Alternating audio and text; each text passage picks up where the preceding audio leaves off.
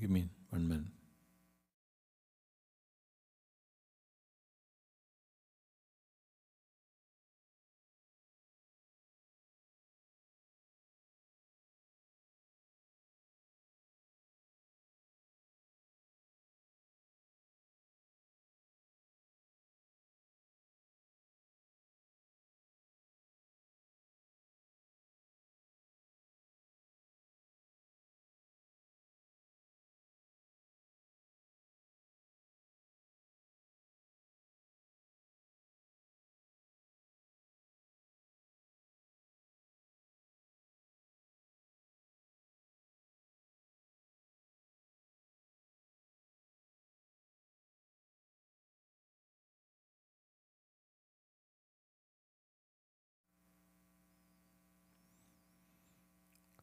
Om.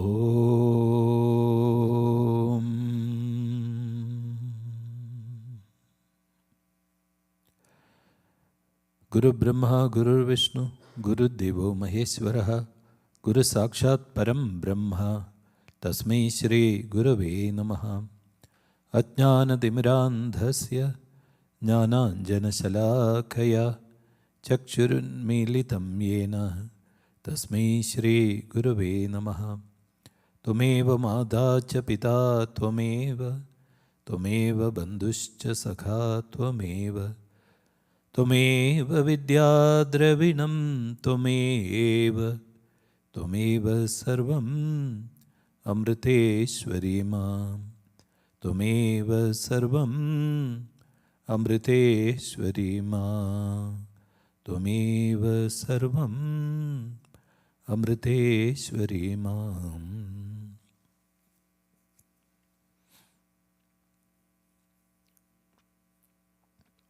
Om Amriteshwari Namah. We'll begin with a short meditation. Kindly make sure you're sitting straight. It helps you to control the thoughts in the mind. And slowly close your eyes.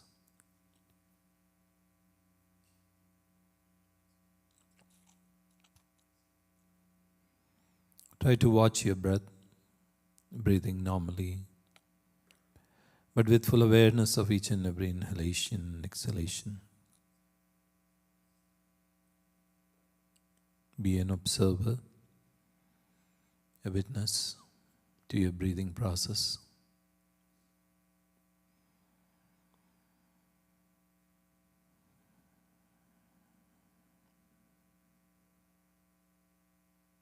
As you become more and more aware of the breathing, your mind becomes more relaxed. And feel the relaxation. Feel complete relaxation.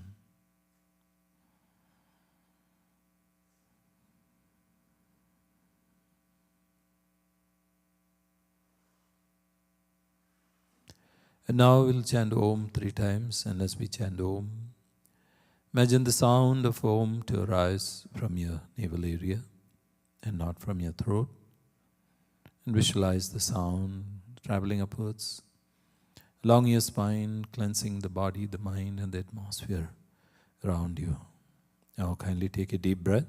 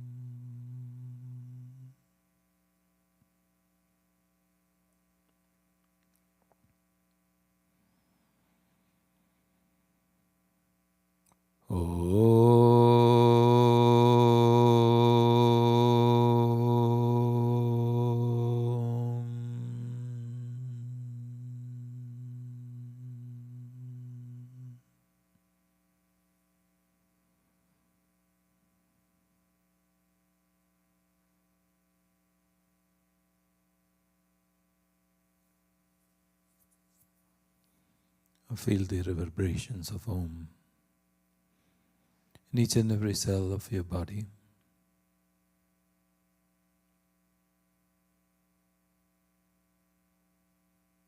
Feel the relaxation that occurs through this reverberation.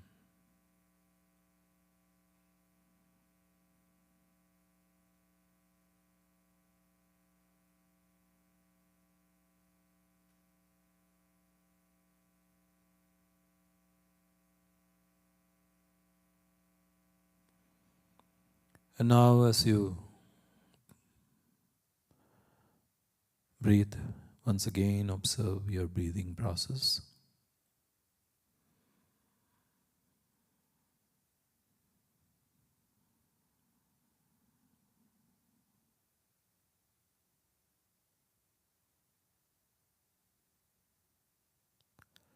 When you inhale, chant the mantra, the syllable Ma silently along with your in-breath. And when you breathe out, when you exhale, chant Om. So Ma when you breathe in, and Om when you breathe out.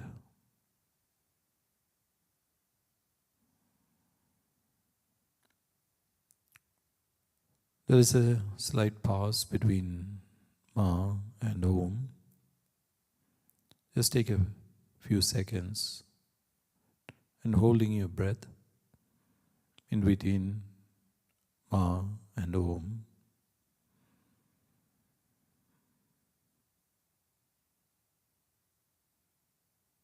Don't hold the breath too long.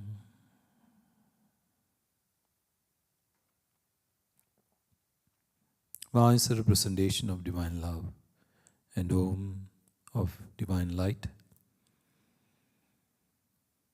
Even though you don't have to visualize them, feel the vibrations of Ma, of love and light when you chant Ma and Om. So continue for some time like this. Ma,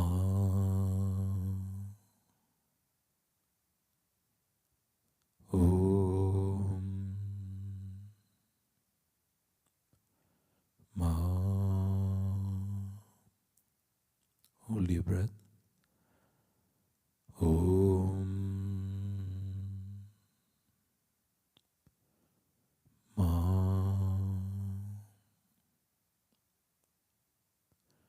Om, and continue.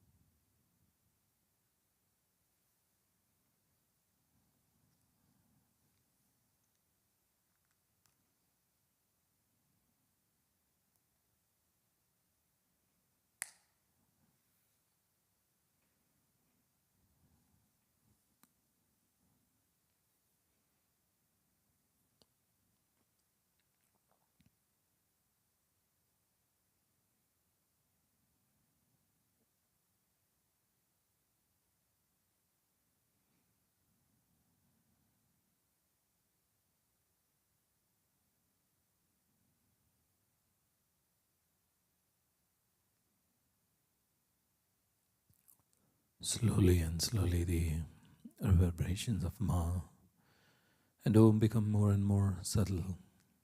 You can just feel the vibrations of Ma and Om in the form of love and light. And feel your heart being filled with that love and light.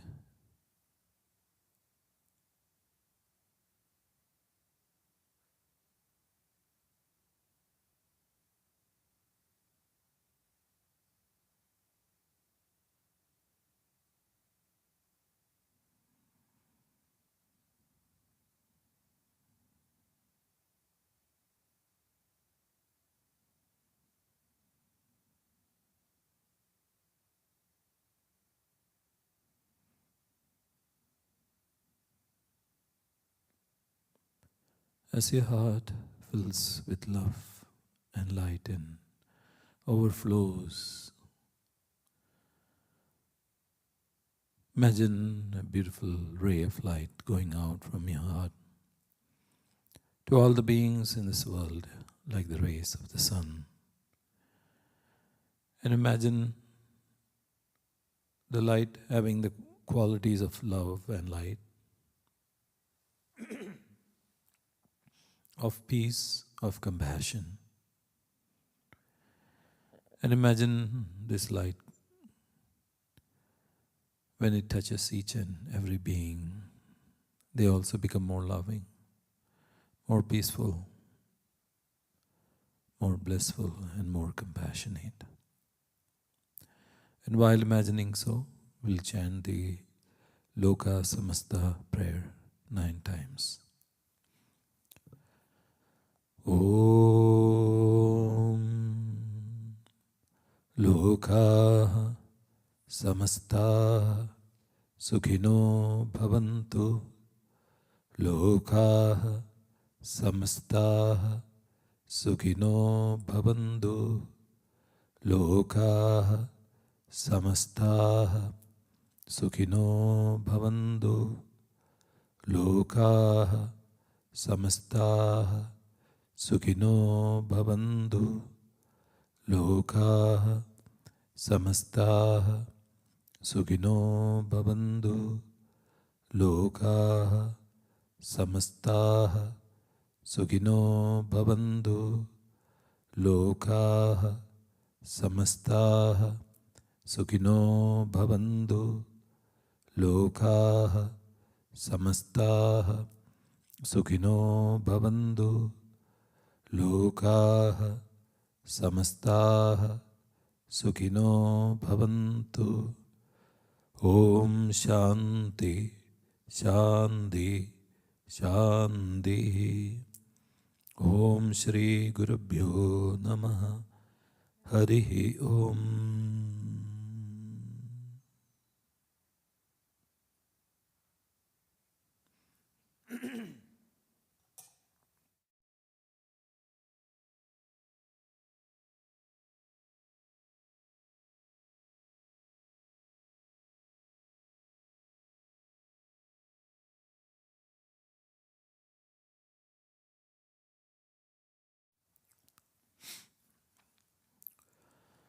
Om Dhyayamo Dhavla Vakunthanavatim Tejomayim Naishtikim Snigdha Pangavilokinim Bhagavatim Mandasmidashri Mukhim Valsalyamritavarshinim Sumadhuram Sankirtanalapinim Shamangim Madhusikta Suktim Amridanandatmikam Ishwarim.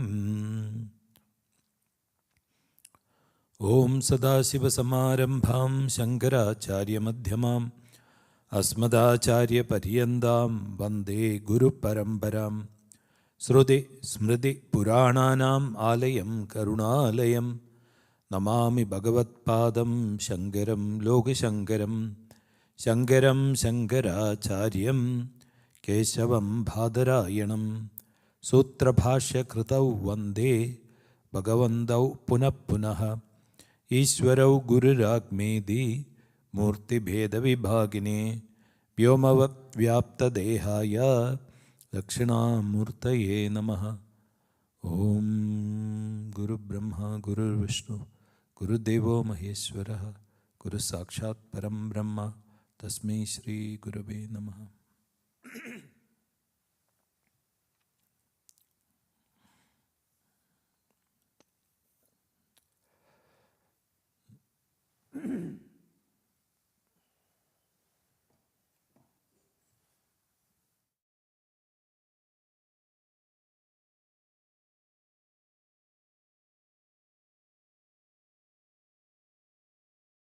Session, we saw the story of Prahlada, and Prahlada was giving a sermon to all the Asura children. And we could see that whenever he got an opportunity, when the teachers would go away, he used to give sermons to the children of the demons, the Asuras. And he was talking mostly about the importance of having bhakti or devotion. And he was telling the children the love for the Lord should be the foremost. And he's saying that it doesn't matter whether you are born as a deva, means a godly being, asura, a demonic being, man, yaksha or gandharva, so it doesn't matter. It doesn't matter whether you are born in the subtle plane or the human plane. And so he's saying that being twice born, that twice born means one who has taken sannyasa, means when he dies, when he takes the sannyasa, so he dies to his body. Or being a deva, that is a godly person, or a rishi, a sage. You cannot win the favor of the Lord, the Achyuta. And so he calls different names, Achyuta, Keshava, Narayana, and Vishnu, and Krishna. So all these names are used, which generally means the one supreme consciousness. So he's saying that mere adherence to moral values or vast learning is adequate. So that doesn't mean that you should not adhere to moral values, but he's saying this, the mere adherence, like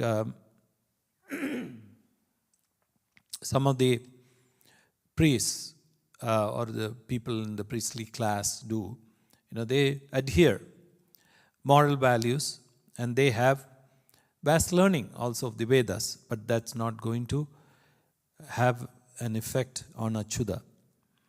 And neither charity nor austerity. So he's saying that neither all these things, nor sacrifices, nor purificatory rites and vows are sufficient to please him. So how does he become pleased? By pure bhakti, by loving devotion without any ulterior motive. So here he's saying that if we have love for the Lord without any expectation, and you should not have any desire to love God, and even the desire to moksha or liberation goes after some time. And he says, therefore, O Asuras, practice devotion to Sri Hari. And what he's also saying, that the object of the supreme devotion of Sri Hari is what? Is saluting his presence in all objects also. So it's not merely saying, going to the temple or going to the church or a mosque and saying, praying and seeing God only there. And in that bhajan which Amma sings, Shakti Rupe, Inde Namam Sravikimbol. So in that she says that Kovillere Pradikshanam Veche Vadikil Ninna Bhichakare or Pichakare. So that is after circumambulating in the temple, and while coming out, when you see the beggar and just giving a kick to the beggar is not, it is not karma yoga. That's what Amma is saying in that song. So similarly, he's saying that in not only in every human being, but in every object, you could see the Supreme Being. And so Narada, who was telling this story, said, the Asura boys, being pure-minded, accepted the instructions given by Prahlada and not by the teachers. So what happened was, the boys were not corrupted by the teachings of the Asura teachers. What did the Asura teachers teach them?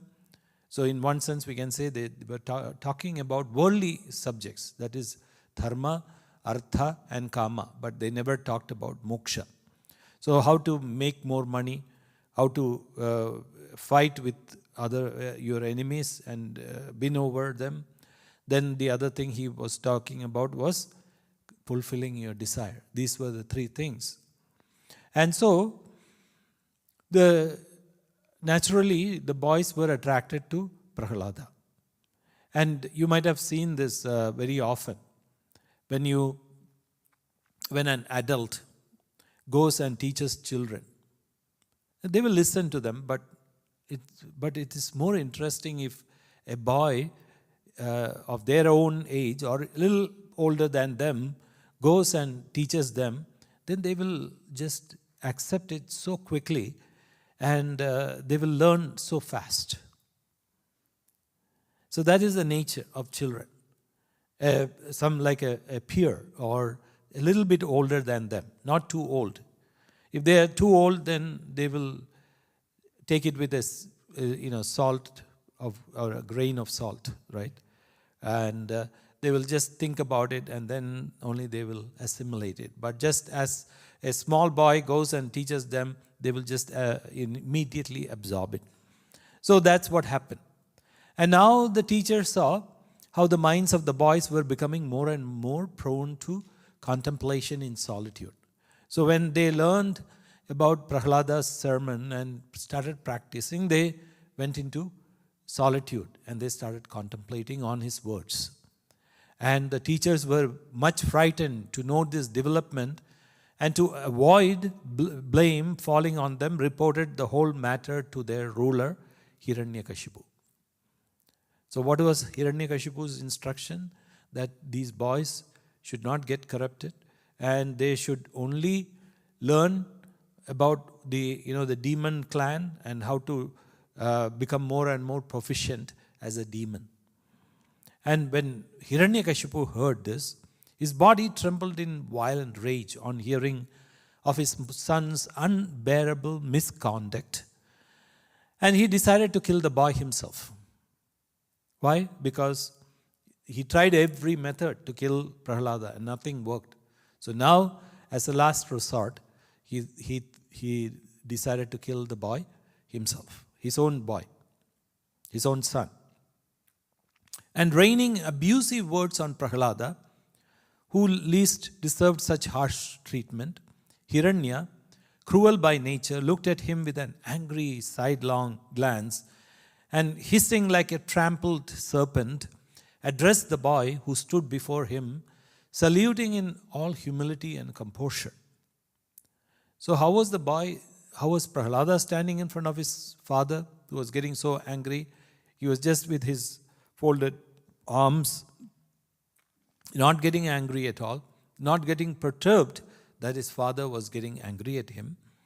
And so Hiranyakashipu said, I shall immediately dispatch you to the city of Yama, the god of death, you who are an audacious fool, a traitor to the family, a debased villain, and a defier of my authority. What is that source of strength depending on which you fearlessly flout the commands of one like me? My angry looks are sufficient to cause trepidation in the hearts of all the guardian deities and generate tremors in all three worlds. How dare you flout me? So Hiranyakashipu is saying, the whole of all the three worlds, when they see me, they tremble in fear. But you don't. How dare you also insult me and not listen to my words? So Prahlada said, O king, not only for me, but even for all considered strong, including yourself, the source of strength is He, the Supreme Being, who controls like His slaves all beings high and low, from Brahma down to a blade of grass. He, the Supreme Lord of world measuring strides, is time. He is the strength of the senses, of the mind, and of the body. It is verily He, the Lord Supreme and the Master of the Gunas, that creates, preserves, and destroys all beings. So what does Prahlada say? Prahlada says, even your strength is coming from the Lord. And He controls everything, right from Brahma to a blade of grass. And He is also time. And He is also the strength of your senses, the mind, and the body. So He says, please abandon your asuric, that is monstrous character. Have even-sightedness, abandoning the distinction between friend and foe. There is no enemy beyond one's own mind if it is uncontrolled and caught in the path of vice. The supreme worship of the Lord consists in keeping the mind even and unperturbed, seeing no difference between friend and foe. So He's saying, who is your greatest enemy? Your own mind. If the mind is uncontrolled and caught in the path of the vice, there is no greater enemy. And He says, the Supreme Being does not differentiate between a friend and a foe. And there are some who consider themselves as the victors of all 10 quarters without first conquering the enemies within. The 6 senses which rob one of all one's real wealth. To a wise and a good man who has conquered his lower self, who has an enlightened mind, who looks on alike, there can be no enemy, for enemies are the creation of one's own ignorance. So He's saying, some people consider themselves like the victors of all the 10 quarters. So what are the 10 quarters? So you can say the 10 quarters is Ravana had 10 heads, right? So the 10 quarters is the 5 senses.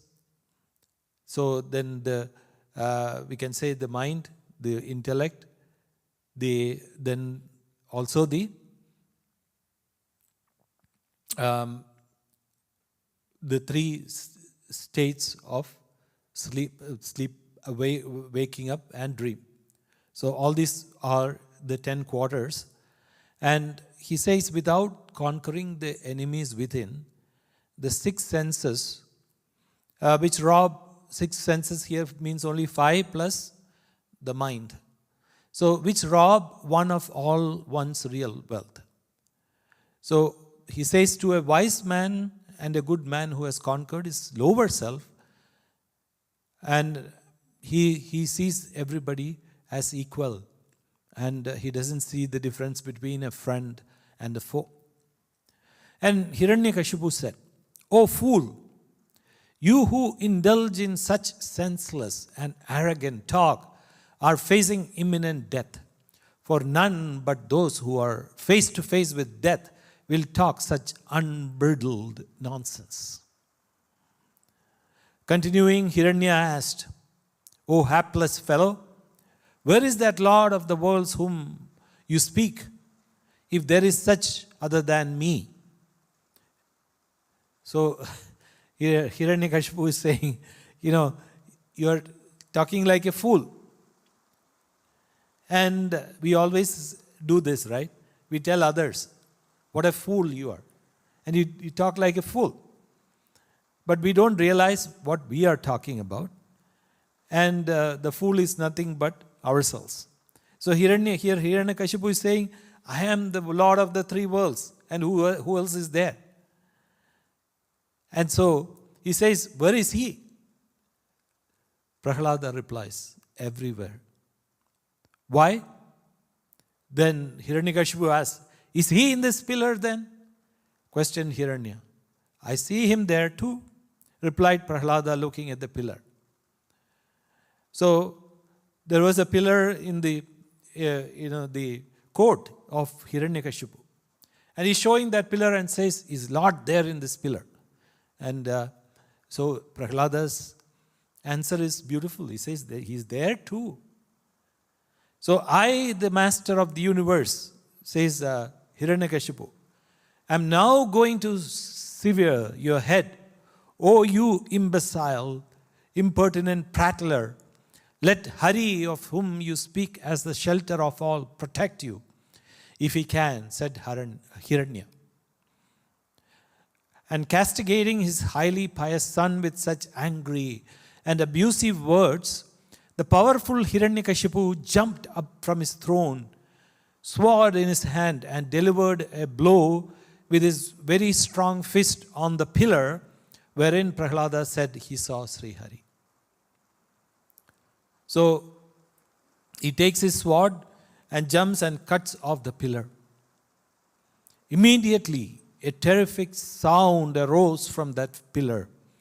That sound was so loud that it seemed to crack the cosmic shell. Hearing it, Brahma and the other deities thought that the doomsday of the world, including their spheres, had come. Thus, while Hiranyakashipu was making a determined effort to kill his son, he was wonderstruck to hear the strange and terror-inspiring sound whose source he could not trace anywhere in the assembly. So what happened? So when he struck the pillar, there was a terrific sound, a huge roar. And even the gods, all the gods, including Brahma, thought that was the end of the world. And in order to make true the words of his devotee, that he saw Sri Hari in the pillar too, and also to demonstrate that he was immanent in everything, the Lord was seen as emerging into the assembly from the pillar in a form that was neither a beast nor a man. So the Lord emerged from the pillar. How? So do you remember Hiranyakashipu's boon, when he asked for the boon? He said he should not be killed neither by a man nor an animal. You can show the picture now. So this is Narasimha. So he's neither a man nor an animal. He's a man-lion. And the Asura who was looking around for the source of the sound saw that this wonderful form was neither a whole man. You can just show the picture again. Was not an animal, but a man-lion. And while Hiranyakashipu was questioning himself anxiously within, there stood before him that very fierce form of the man-lion, having glowing and fearful eyes, resembling the color of molten gold, and a face surrounded by brilliant matted locks and mane. His fangs were terror-inspiring. His tongue was sharp and curing like a sword. His curved eyebrows gave a frightful look to his face. His ears stood erect and high. His open mouth and nostrils looked strange, like mountain caves, while his cleft cheeks added ferocity to the face. His body, touching the sky, had a neck that was short and thick, a chest that was broad, and an abdomen that was slender. With hair resembling the rays of the moon covering his whole body, he had innumerable arms set on all sides, with claws that looked like weapons. The form that stood before Hiranya was so formidable that none could approach him, and the Daityas and the Danavas all fled away in every direction before his special Sudarshana discus and other weapons. So you can see the different hands, and he has different weapons in his hands. Then seeing him, Hiranyakashipu thought, this is perhaps a stratagem thought out by that Hari, the master of all magical arts, to encompass my death. But let me see what this Hari can do against me. So he knew, this Hari was a trickster. The Lord was a trickster. And he was doing some magic. That's what Hiranyakashipu thought. And he said, I am going to face him and let's see what he can do to me. And thinking like this, the Asura, armed with a mace, rushed at the man-lion, yelling, and like a moth rushing into a fire, the Asura was thereupon engulfed in the luminosity of the man-lion and became invisible. There is nothing extraordinary or astonishing about this in the case of Mahavishnu, the pure being of radiant Sattva, who at the end of the Pralaya neutralizes that world engulfing darkness of Tamas by his own brilliance. So here he's saying what happened. He was rushing to the Lord, but he was just so brilliant. And he was so radiant. And the radiance, he was saying that in the end, Pralaya means when the great flood comes. And what happens, the radiant Sattva, which is being emanated by the Lord, will encompass all the tamas or the darkness. And so he's saying, approaching the man-lion, the great Asura delivered a mighty blow on him with a powerful mace. Just like Garuda catching a serpent, Garuda is the vehicle of Lord Vishnu, this is the eagle. The Lord caught the attacking Asura in his claws. But the Asura freed himself from the hold of the sportive man-lion as a serpent from Garuda. O descendant of the Bharatas, the Devas and the lords of the quarters who had all been deprived of their realms by the Asuras, and who were now watching the scene behind the clouds, considered it a calamity that the Asura had escaped from the hold of the Lord. So here, who is the descendant of Bharatas? It is Yudhishthira. So, remember it was Narada who is talking to Yudhishthira. So you will get confused in between, but doesn't matter. But here he's saying now, Hiranyakashipu escaped from the hold of the Lord. So everybody thought that was a calamity. Why? Because if he escapes, then, and if he is going to continue as the demon, then it's going to be a big problem for the world. So the Asura too interpreted this episode as a proof of his opponent's fear of him. So that's what Hiranyakashipu thought. Oh, the Lord is afraid of me. Soon, without any sign of strain, he approached the Lord again for battle, sword and shield in hand.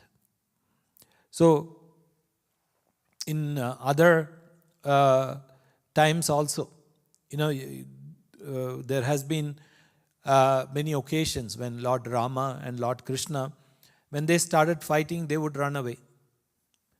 And so the opposition or the opposing party or the person would think, the Lord is so afraid of me.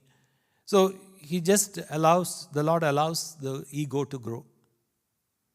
It's like when we talk to Amma, right? Sometimes we advise Amma and say, Amma, that's not like this, it is like this. Amma says, oh, is it like that? And then we fall for that trick, right? And we think that Amma doesn't know anything. But we have to understand that Amma really knows, and she is just tricking us and acting like she doesn't know. So this is also here, Lord is acting as if he lost. So he was, the Hiranyakashipu was so happy, thinking that, he's retreating. So the fierce Asura, whose eyes were dazzled by the brilliance of the man-lion, was yelling and moving up and down with the speed of a falcon, according to the tactics of combat, in order to save himself from falling into the clutches of his opponent. But he was soon caught again by the Lord with a resounding roar. So one thing is sure, there is no escape. One time or the other, we have to understand there is no escape. What is this? When we talk about Hiranyakashipu, what does it symbolize? It symbolizes our own uncontrollable mind, which acts like a asura. So sometimes, Amma says, okay, you do whatever you like, right? When we go and ask her, she'll say, do whatever you like. So she's just looking at how far you will go. But she has the rope in her hand, the invisible rope, which we do not understand. And she lets us go. And even sometimes she praises us, saying, oh, you're doing such a great job, which, increases our ego, and then we go up, and suddenly she will just pull the plank from our feet. Then suddenly we see that we are just falling down. So it's just this play with the Asura, Hiranyakashipu, and Lord Vishnu, or Mahavishnu is like that. So what happened? So now the Lord catches hold of him. And desperately struggling as the Asura was to free himself from the distressing hold of the man-lion as a mouse from that of a serpent, the Lord laid him on his thighs. So you remember, what was the other boon he asked? He should not die, either on the earth nor in the heavens. So that's the other one, he said. So he should not die on earth or nor in the heavens. So where did he die? He died on the thighs. And so also, the other thing was also inside or outside, as you said. So Lord Narasimha was sitting just exactly in the middle of the two rooms, which was the divider of the two rooms. So it was neither inside nor outside. And as Garuda tears apart a snake, he playfully tore open the Asura's body at the time of sunset. The body, so that is important. So it was neither, sunset means it was neither day or night. So that was the other boon he asked. I should not be killed during day or night. So it was sunset. And the body on which even a scratch could not be made by Indra's thunderbolt. So even Indra's thunderbolt could not do anything to Hiranyakashipu. He was so strong. And then the man-lion form of the Lord then appeared forbidding to look at, because of the fury reflected in his eyes. Because it was so powerful. Why? Because he was so angry. You might have seen Amma's eyes when she gets angry. You don't want to look at her. You'll run. So with his tongue licking the two corners of his wide open mouth, with the mane of his face and neck reddened by the drops of blood, and with the loops of intestine hanging, can you show the picture again? See, that's what it is. He's just tore open Hiranyakashipu. And with the loops of the intestine hanging on his neck, the Lord, the man-lion, presented a formidable appearance, even as a lion that had slain an elephant. So that is, that the form is so terrible. You can look at it and see that it's really, invokes a lot of fear. Why? Because the mind needs fear to be tamed. Right? If suppose you're going in the wrong direction. Somebody, as Amma says, so Amma says that, just like Amma says, she says that there is a deer coming to eat your vegetables in your garden, and you go and tell the deer, oh my dear, please don't eat. And you're telling your mind, don't go there, don't watch TV, and don't eat too much sugar, don't eat too much ice cream. I know there is a whole bowl or a whole container of ice cream. Just eat one spoon. Will the mind listen to it? So the mind would not stop until the whole bowl is gone, or the deer would not listen. So you have to take a stick and show some kind of a angry gesture to show that you're angry and drive away the deer. Or you have to tell your mind, stupid mind, stop it, and throw the bowl or take it and put it in the next or in the freezer, the ice cream, so that you can eat it later. Right? So you have to force yourself. You have to force the mind. The mind is not going to listen. So similarly, but in the same time, as you can see, in the face of Amma, when she gets angry, she's also laughing. Sometimes you can see both emotions on her face. She's angry, at the same time she's laughing also. So that's what he is saying. Here, the man-lion is saying that appeared forbidden, yet what happened? He was playfully tearing open the Asura's body. And now what happened? He now attacked the followers of Hiranyakashipu.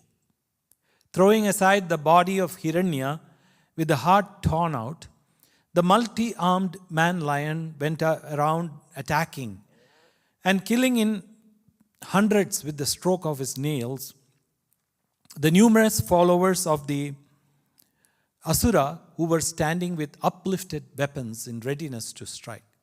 So he did not only kill Hiranyakashipu, but he killed his followers also. And the clouds were shattered by the movements of his manes. The luminaries in the sky like the sun lost their luster in the abundant glory released from his eyes. His breath agitated the seas, and the elephants of the quarters trumpeted in fear, hearing his terrific roar. The heavens with the aerial cars of the celestials shattered by his mane, and the earth trembling under the tread of his feet were both stirred to their depths. Under his powerful impact, the mountains were tossed up, while the luster emanating from him drowned the brilliance of the sky and the quarters. So these are all beautiful, the things that they are saying here of how beautiful the form is. And afterwards, he seated himself on the royal throne in all his splendorous glory. And none dared to approach that all-powerful being of terrific face which bore marks of anger, because there were no more opponents to be confronted. So he went and sat on the throne of Hiranyakashipu. But then what happened? We are all very familiar. When Amma gets angry, then nobody dares to go near her. Right? And she's in a very angry mood when she is just showing that anger, that nobody wouldn't dare to go near her. And hearing that primeval Daitya, the Titan, the headache of the worlds, had been slain by Sri Hari in battle, the celestial woman with faces blooming in joy rained flowers. So they are all trying to calm or pacify Lord Narasimha, the Lord. So the celestial women are dropping flowers from above. The sky was crowded with aerial cars of celestials who gathered to see the happenings. So there was a traffic jam in the sky. Then the Devas then sounded their big drums and kettle drums, while the leading Gandharvas danced and their women sang. So, and then he said, "O dear ones, the assembled representatives of all species of beings, Brahma, Indra, Parameshwara, and other divinities, Rishis, Pitris, Siddhas, Vidyadharas, great serpents, Manus," so there are so many, began to extol the Lord one after the other. So they all started singing the hymns of Narasimha, the Lord, who had appeared in the form of Narasimha. And some of these, some of them are quite elaborate, but some of them are very, important also. So I'll just read a couple of them. So Brahma the creator said, "Salutations to thee, the boundless being who art limitless in power, whose prowess is wonder-evoking, whose sportive actions are such a sanctifying nature, and thy Prakriti, the power without, however, undergoing any change or diminution of thyself as Satchidananda in the course of all cosmic manifestation of thy nature." And Sri Rudra, that is Lord Shiva, said, "O friend of devotees, the time of cosmic dissolution is the time for thy fury. Besides, this insignificant being of an Asura has already been killed. Therefore deign to give shelter to thy devotee Prahlada, who is standing by thy side." So one by one, all of them says, he's saying, and what Indra says is also very important. "O Supreme Being, in affording us protection, thou hast but recovered the sacrificial offerings to thee." So now you have taken it from Hiranyakashipu, and for the offerings offered to us apparently are really to thee, the resident of the hearts of all. So whenever you offer something to the deities, it is actually to the Lord only.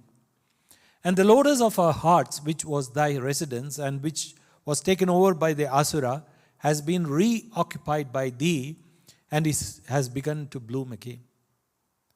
So the beauty about it is when we give our hearts to the Supreme Being, it starts to bloom.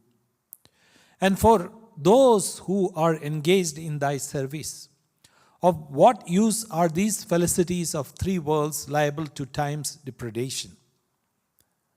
They do not even care for moksha, liberation. What to talk then of other attainments?" So he's talking about people who do seva. He's saying that, the felicities of these three worlds, or whatever is there in three worlds, the people who do seva to you, who do service to you, what use is it to them? And even liberation is not asked by them. So what to talk about other attainments? So he is saying, the rishis said, "O savior of the refugees, thou hast assumed a form for the protection of dharma and now has re-established the practice of tapas." Why? Because the asuras were indulging in sensual pleasures. So there was no tapas. So now he is saying, Dharma has been established and tapas has been established. So it goes like this. And so one by one, all of them talk about how Lord Narasimha, by killing Hiranyakashipu, has taken or restored dharma. So now what happened was, none of the divinities like Brahma or Rudra dared to go near the Lord in his wrathful mood, which made him unapproachable to them. Even Sri Devi, Sri Devi is Lakshmi Devi, when requested by the Devas, feared to go near him in that wrathful mood of his, unseen and unheard of at any time. So what happened? So you can see, or rather I can see, when Amma gets angry, none of the Swamis would want to go near her. And they're all running away, or they're just standing at a distance. So what do? So to make Amma calm, you send a small child. Then you can see. So this is exactly what Brahma did. So what did Brahma say? Brahma told Prahlada. Prahlada was a 5-year-old boy, right? Small child. Standing nearby, he told Prahlada, prodding him, "Oh dear boy, go near the Lord, who has been angry at your father, and try to pacify him."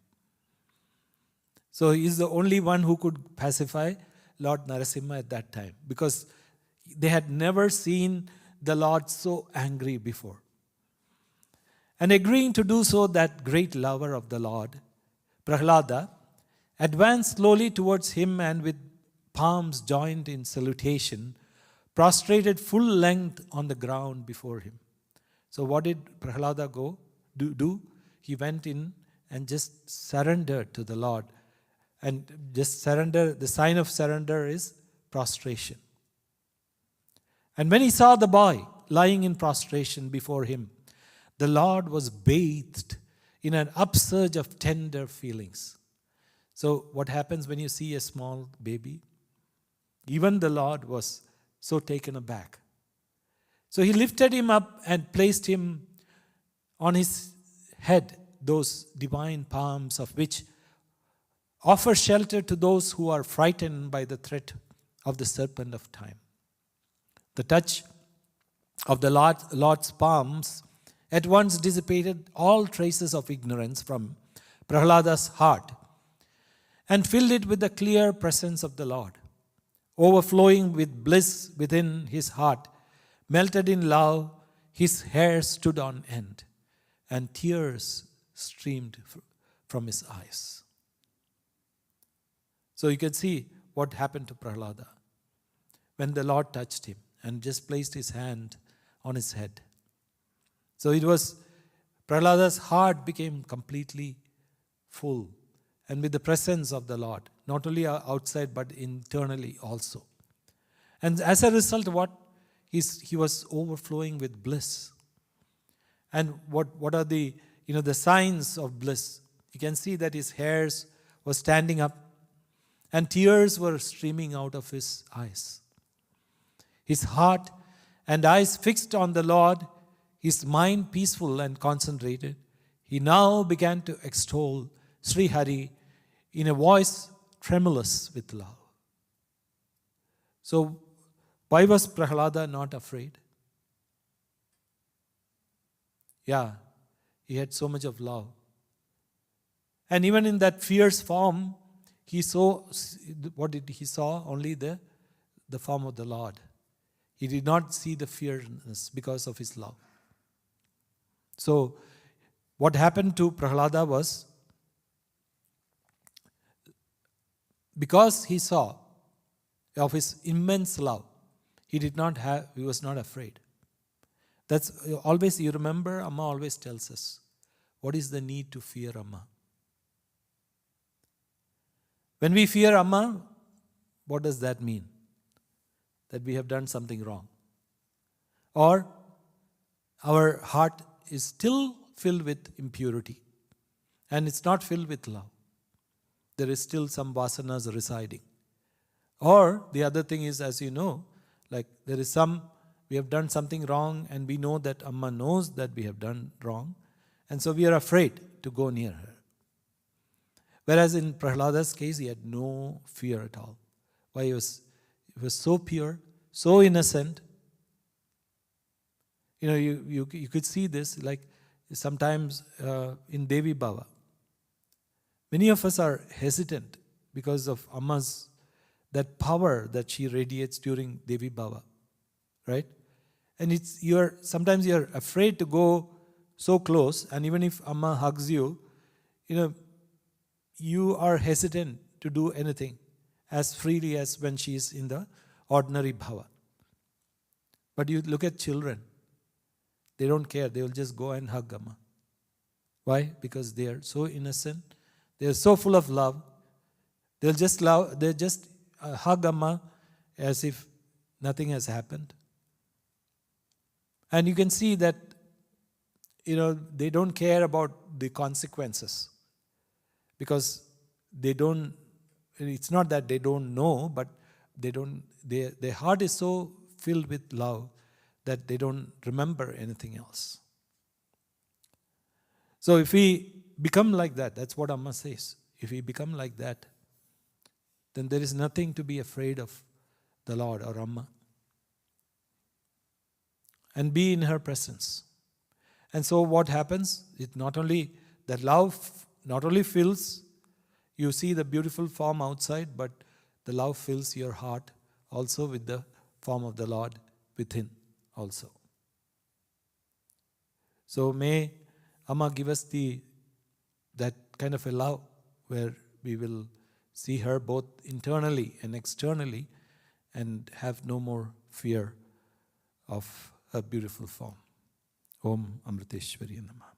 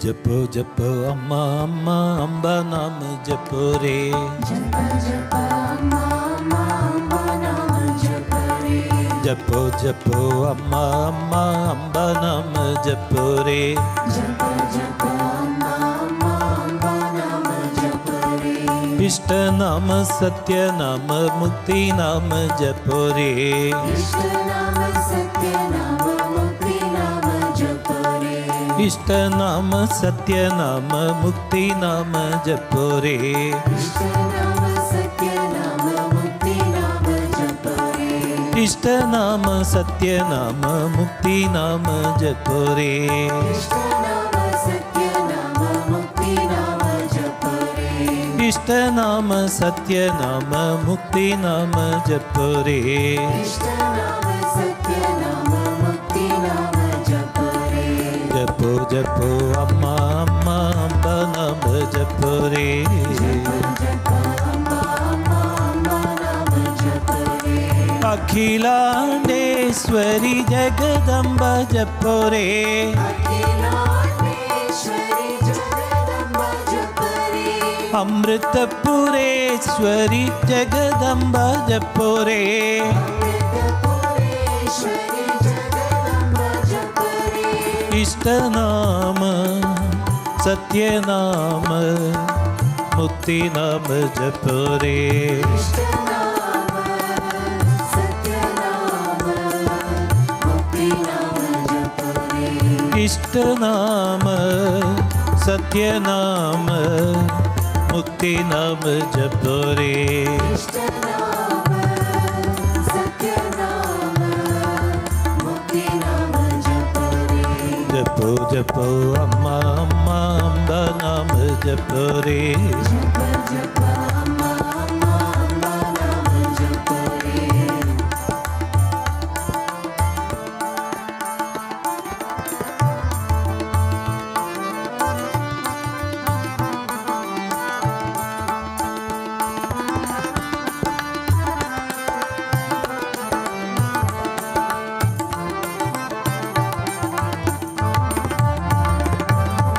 सद्गुरु जगद्गुरु जगदम्बा जपो रे, सद्गुरु जगद्गुरु जगदम्बा जपो रे, सद्गुरु जगद्गुरु जगदम्बा जपो रे,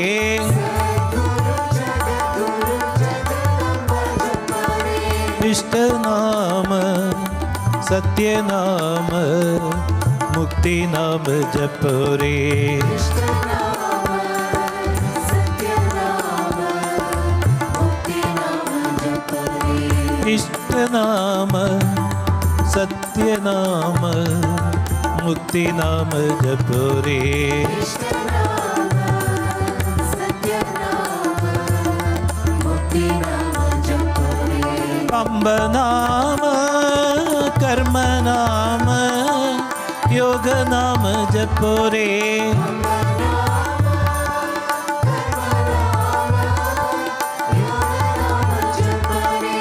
अम्ब नाम भक्ति नाम ज्ञान नाम जपो रे,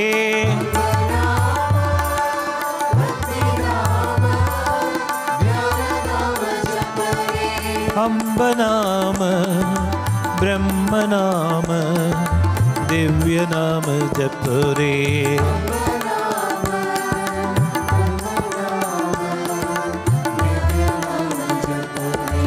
इष्ट नाम सत्य नाम मुक्ति नाम जपो रे,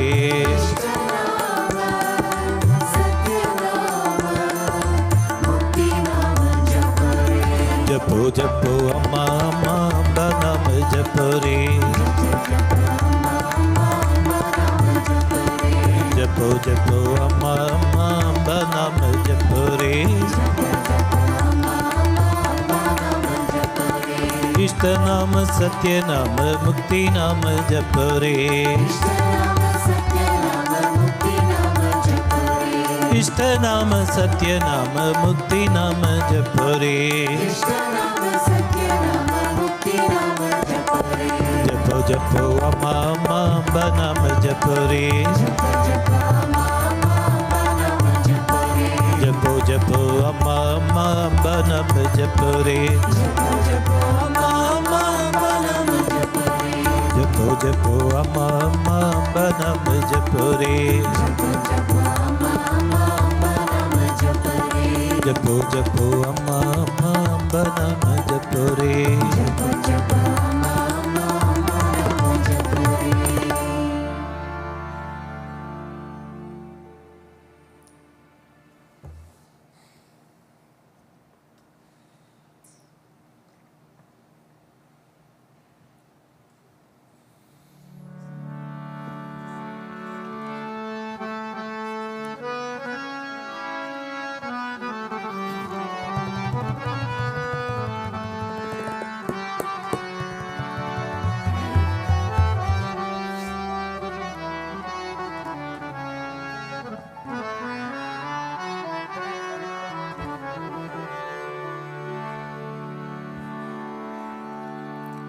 जय जय जय गणनाद गजानन कष्ट हरो हमारा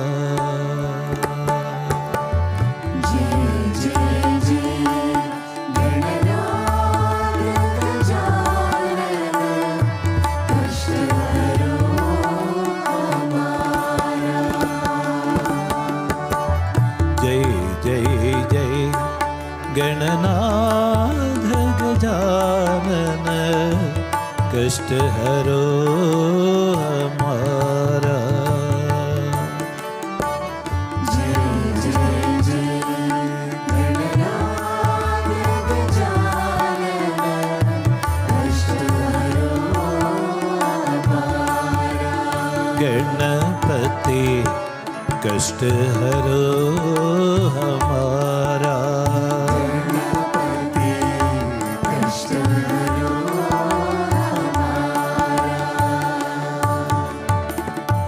रिद्धि सिद्धि के तुम हो स्वामी प्रेम भक्ति के दादा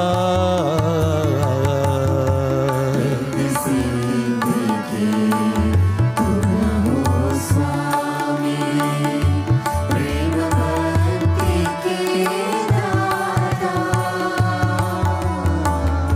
रिद्धि सिद्धि के तुम हो स्वामी प्रेम भक्ति के दादा रिद्धि सिद्धि के तुम हो स्वामी प्रेम भक्ति के दाता अंधकार में डूबे मन को अंधकार में डूबे मन को अंधकार में डूबे मन को अंधकार में डूबे मन को कर दो अब उजियारा अंधकार में डूबे मन को कर दो अब उजियारा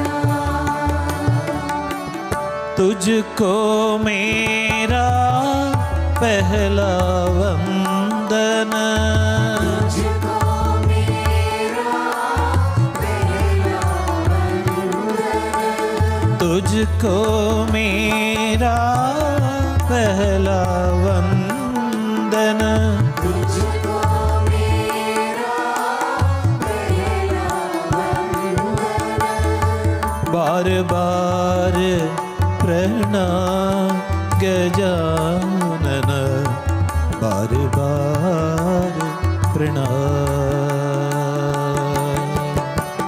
तुझको मेरा पहला वंदन बार बार प्रणाम गजानन बार बार प्रणाम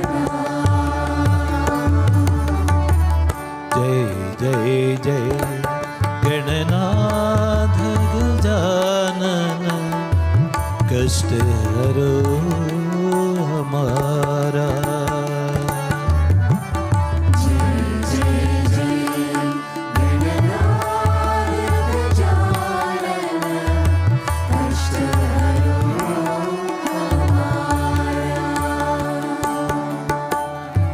रूप तेरा है कितना प्यारा, माँ पार्वती के वाला।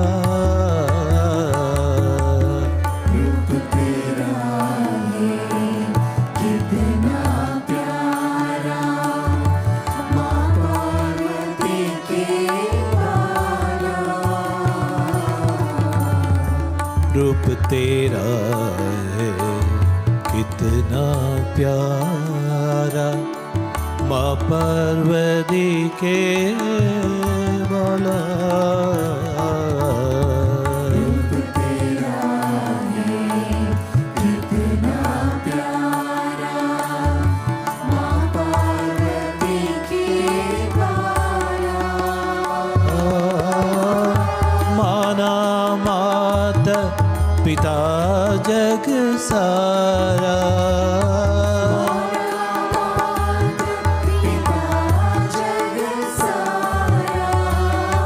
माना मात पिता जग सारा।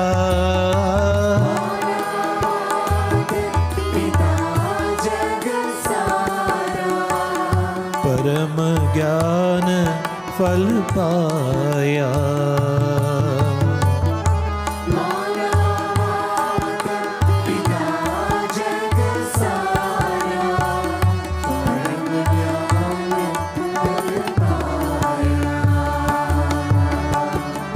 गीत पे मेरे नाचो गणपति,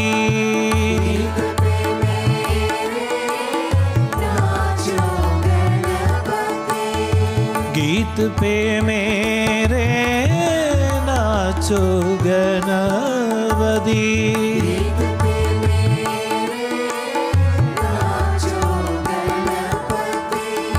भक्त का दिल भर जाए गजानन, भक्त का दिल भर जाए।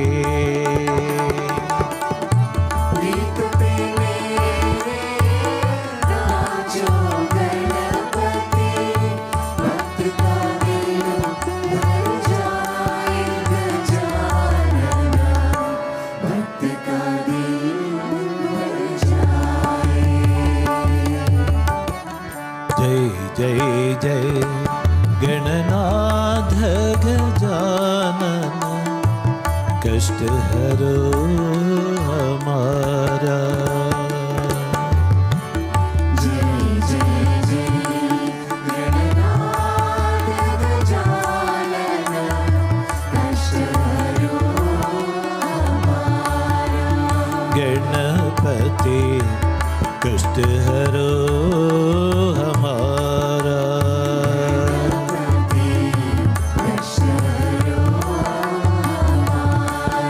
गजानन कष्ट हरो हमारा।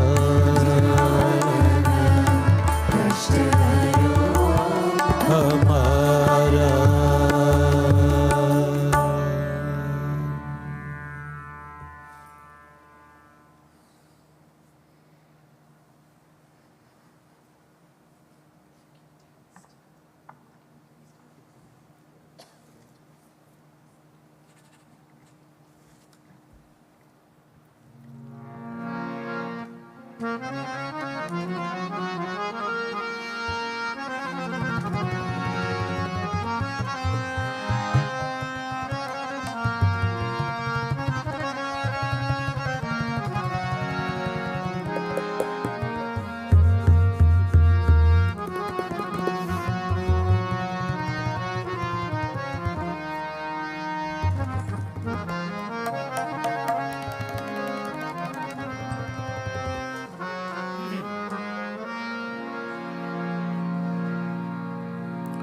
बोलो बोलो सब मिल बोलो ओम नमः शिवाय। बोलो बोलो सब मिल बोलो ओम नमः शिवाय। बोलो बोलो सब मिल बोलो ओम नमः शिवाय। बोलो बोलो सब मिल बोलो ओम नमः शिवाय। ओम नमः शिवाय, ओम नमः शिवाय, ओम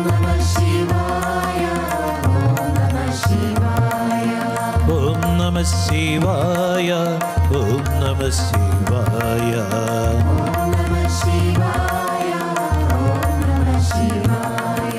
Bolo bolo sab mil bolo Om Namah Shivaya.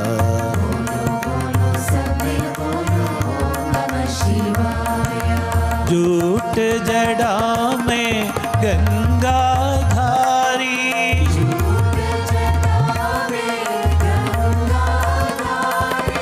Jute जड़ा में गंगा धारी,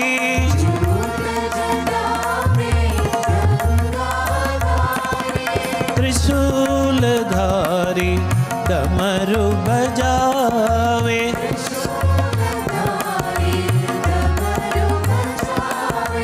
त्रिशूल धारी डमरू बजावे,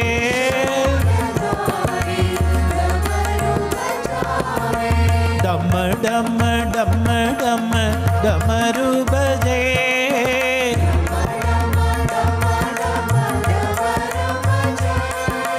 डम डम डम डम डमरू बजे,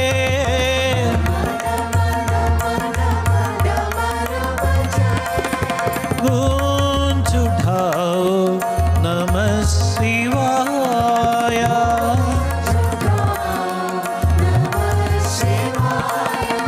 गूंज उठाओ नमः शिवाय,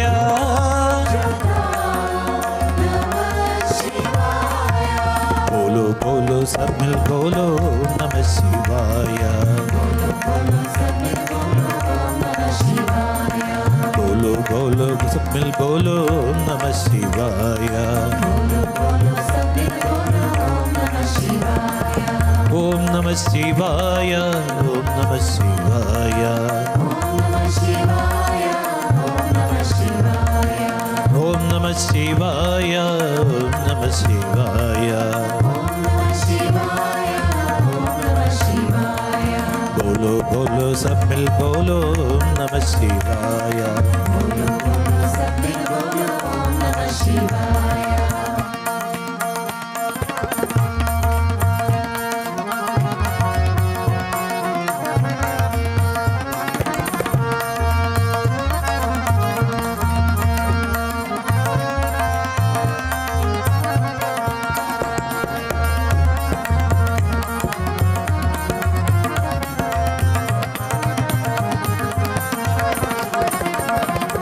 झूठ जड़ा में गंगाधारी,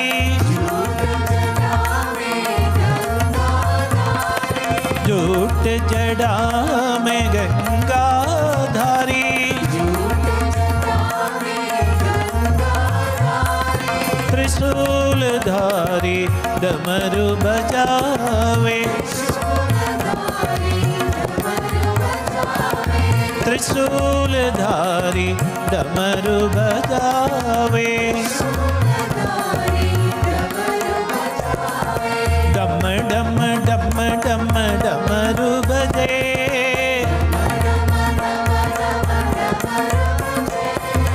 डम डम डम डम डमरू बजे,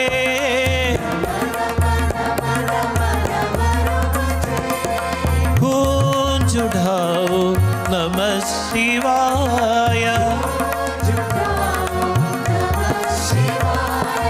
गूंज उठाओ नमः शिवाय, ओम नमः शिवाय,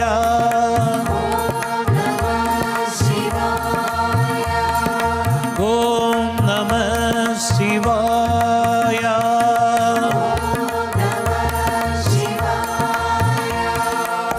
ओम नमः शिवाय,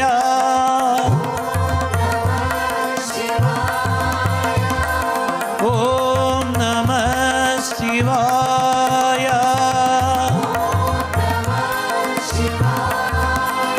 हरि ओम नमः शिवाय,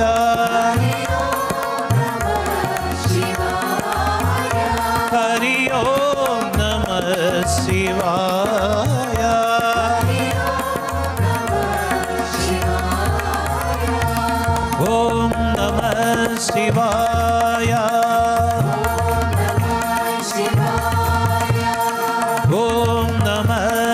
Shivaya. Om Namah Shivaya. Om Namah Shivaya. Hari Om Namah Shivaya. Hari Om Namah Shivaya. Hari Om Namah Shivaya. Hari Om Namah Shivaya. Hari Om Namah Shivaya.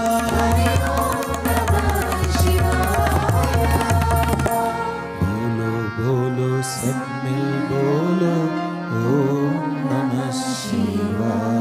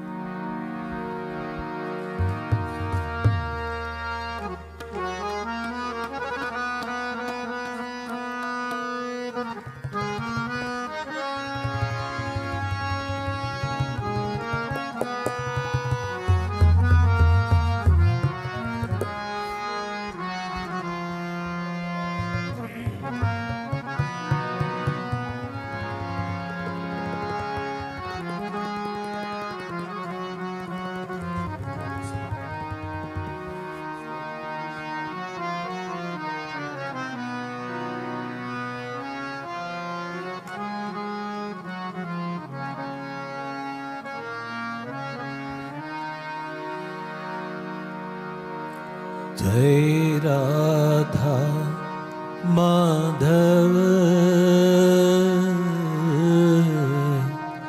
Jai Kunj Vihari.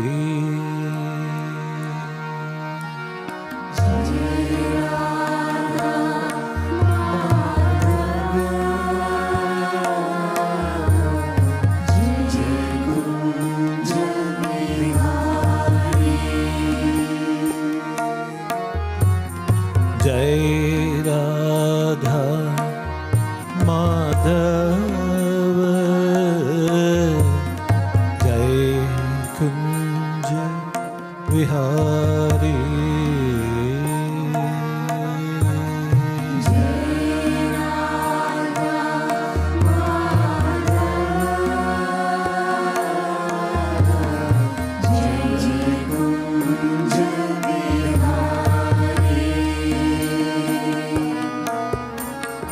Jai Gopi Janvallabha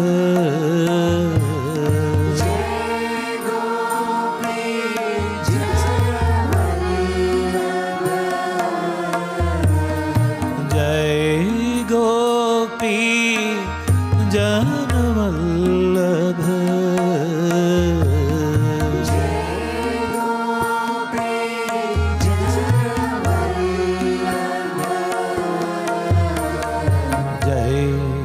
Krishna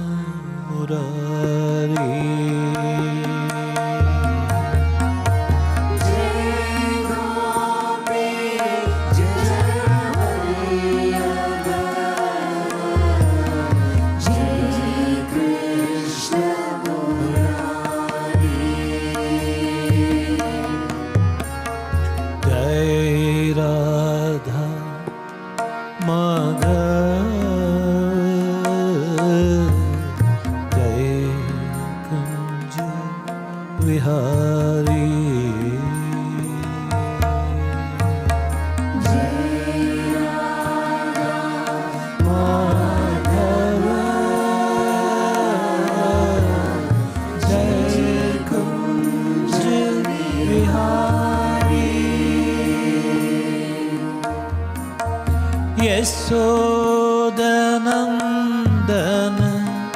Vraj जनरञ्जन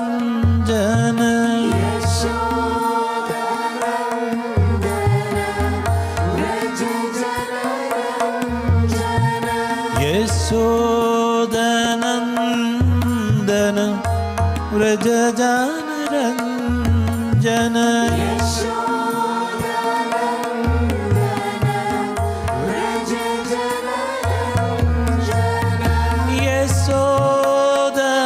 यशोदनन्दन Vraj जनरञ्जन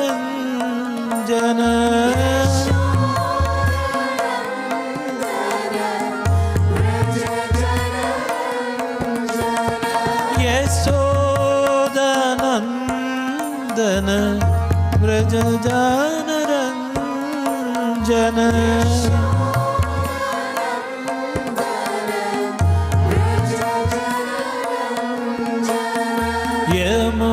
यमुनतीर वनचारी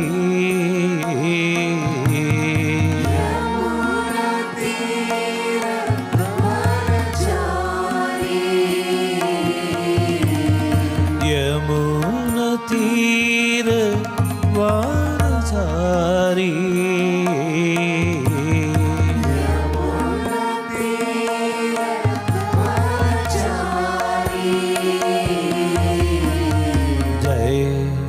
Krishna Murari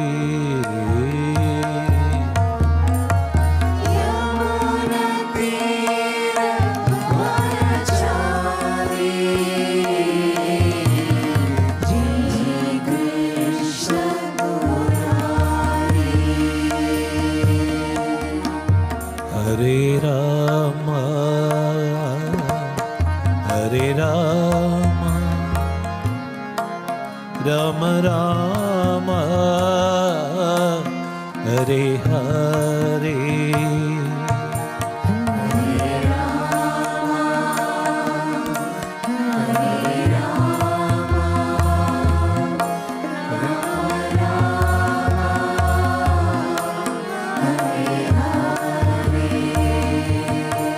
हरे कृष्ण हरे कृष्ण कृष्ण कृष्ण हरे हरे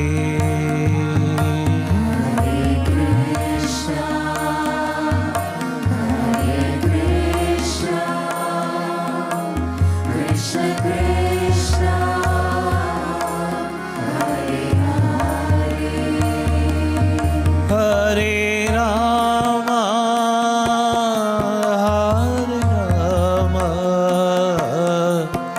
राम राम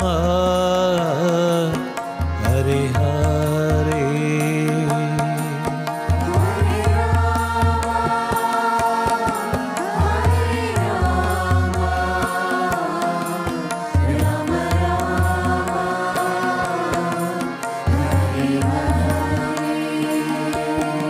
हरे Krishna Krishna Krishna Hare Hare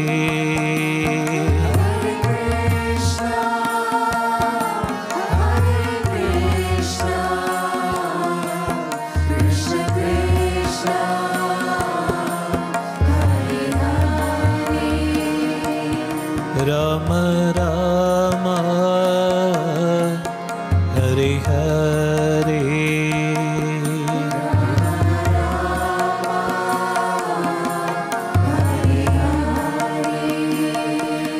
Krishna Krishna Hare Hare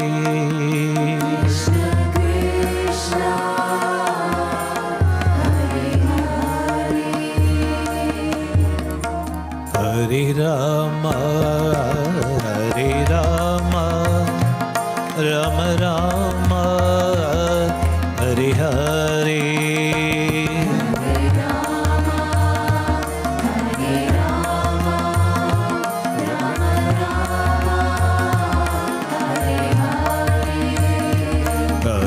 Krishna, Hare Krishna, Krishna Krishna, Hare Hare.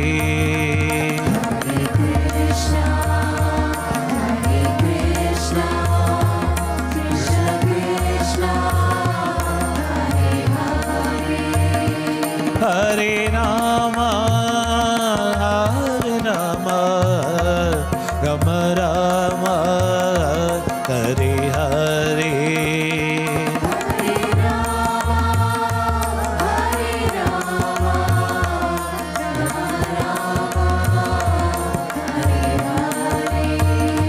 Hare Krishna,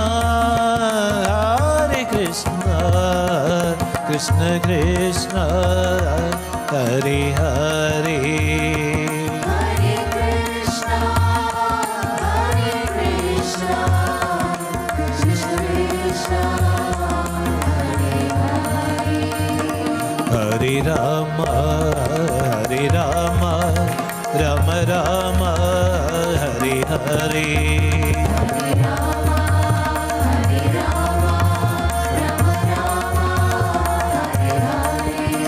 Hare Krishna, Krishna Krishna, Hare Hare.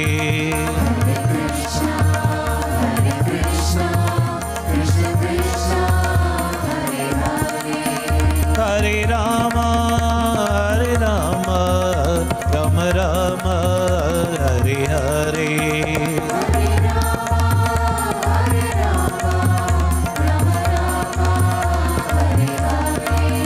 Hare Krishna, Krishna Krishna, Hare Hare. Hare Krishna, Krishna Krishna, Hare Hare. Rama Rama, Hare Hare. Krishna Krishna, Hare Hare. Krishna Krishna, Hare Hare. Rama Rama, Hare Hare. Krishna Krishna, Hare Hare. Krishna Krishna, Hare Hare. Hare Rama,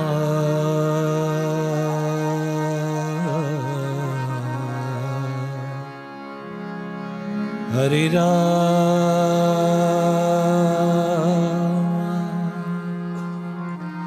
Rama Rama,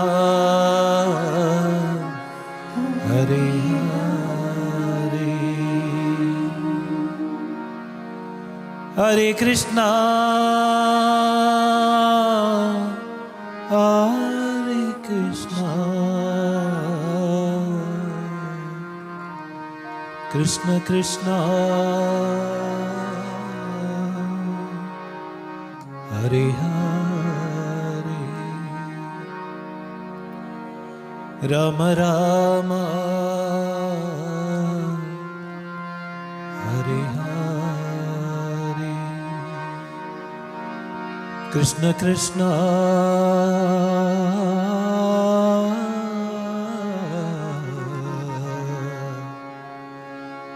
Hare Hare.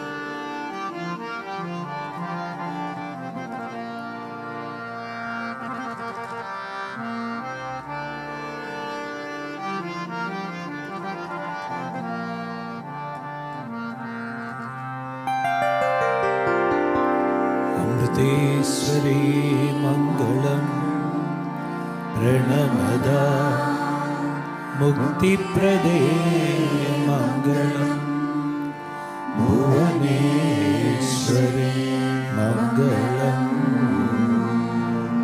सुकृतिना एकाश्रये मङ्गलम् अमृतेश्वरी मङ्गलं प्रणमदा मुक्तिप्रदे मङ्गलं भुवनेश्वरी मङ्गलं सुकृतिना एकाश्रये मङ्गलम्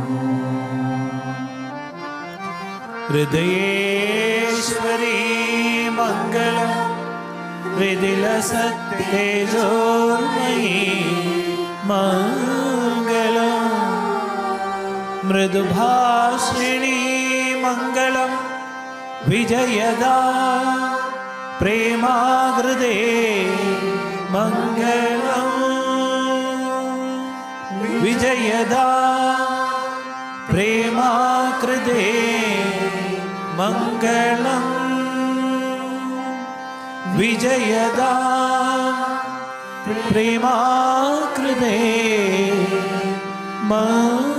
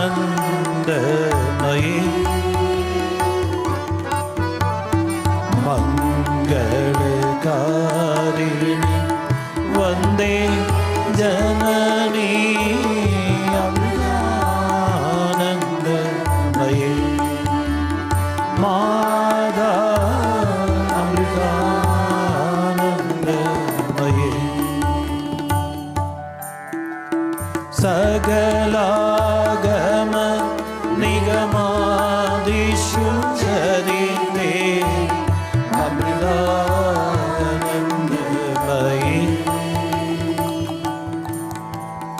निखिलमय जननी वन्दे अमृता अमृतानन्दमयी माता अमृतानन्दमयी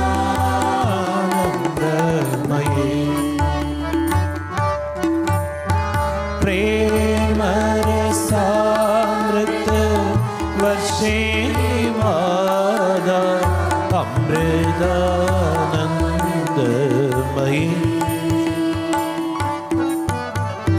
प्रेम भक्ति संदायिनी माता अमृतानन्दमयी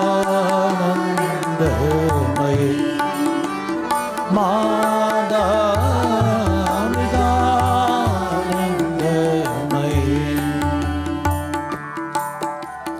शमदमदायिनी मनलयकारिणी अमृतानन्दमयी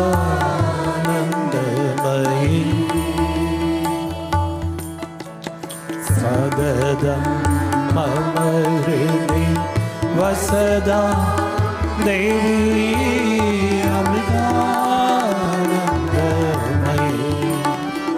माता अमृतानन्दमयी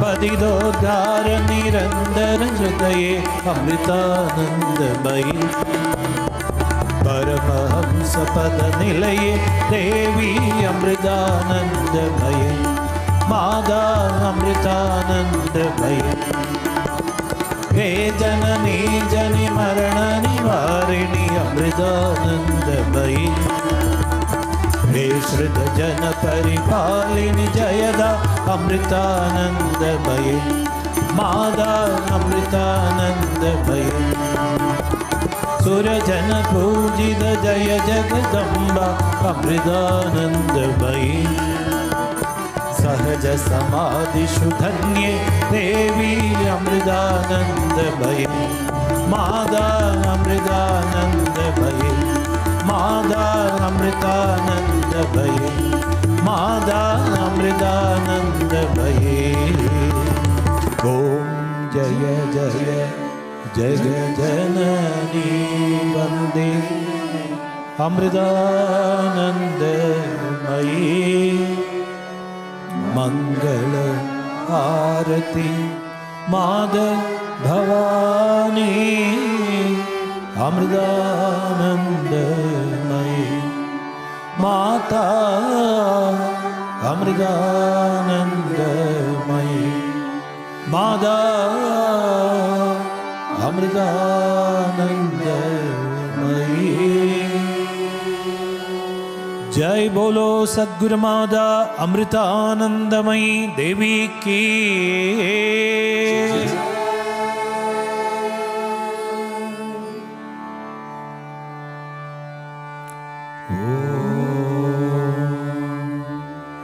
असतो मा सद्गमय तमसो मा ज्योतिर्गमय मृत्योर्मा अमृतं गमय।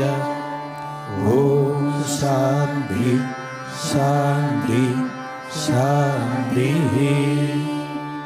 ओम लोकाः समस्ताः सुखिनो भवन्तु। लोकाः समस्ताः सुखिनो भवन्तु। लोकाः समस्ताः सुखिनो भवन्तु। ओम शांति शांति शांति। ओम श्री गुरुभ्यो नमः। हरि ओम।